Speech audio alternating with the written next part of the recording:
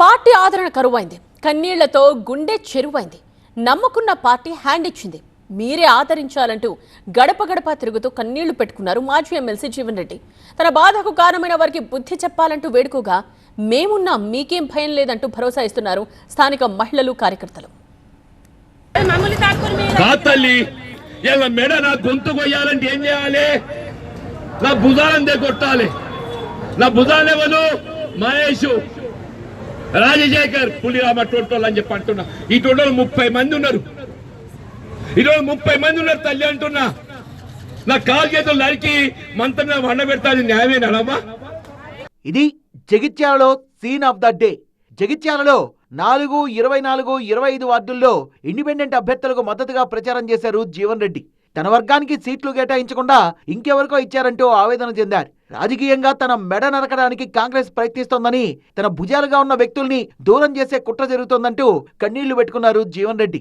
కార్యకర్తల ముందు తన బాధంతా వెళ్లగక్కుతూ భావోద్వేగానికి గురయ్యారు. అక్కడున్న మహిళలు, కార్యకర్తలు ఆయన్ను ఓదార్చారు.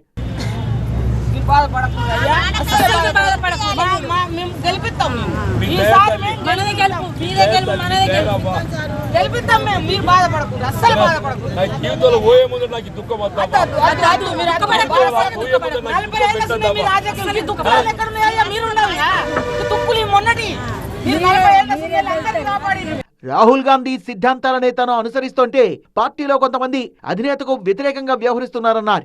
పార్టీ మారితే రాళ్లతో కొట్టమని గతంలో చెప్పిన రేవంత్ రెడ్డి ఇప్పుడు అదే ఫిరాయింపుల్ని ప్రోత్సహిస్తున్నారన్నారు జీవన్ రెడ్డి. పిసిసి అధ్యక్షుడుగా ఎవడో ఒక పార్టీకి గెలిచి ఇంకో పార్టీకి మారితే, పార్టీ ఫిరాయిస్తే రాళ్లతో కొట్టండి, రాళ్లతో కొట్టండి చెప్పి పిలిపించిన ఓటుని ఆయుధంతో కొడదామంటున్నా.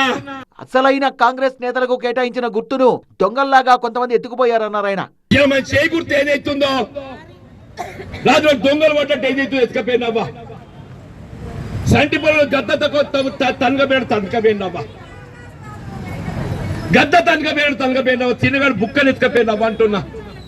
తిన ముందు పల్లె ఇంకేసినావా? ఈ వయసులో తనను పార్టీ తీవ్రంగా ఇబ్బంది పెడుతోందంటూ కలత చెందారు జీవన్ రెడ్డి.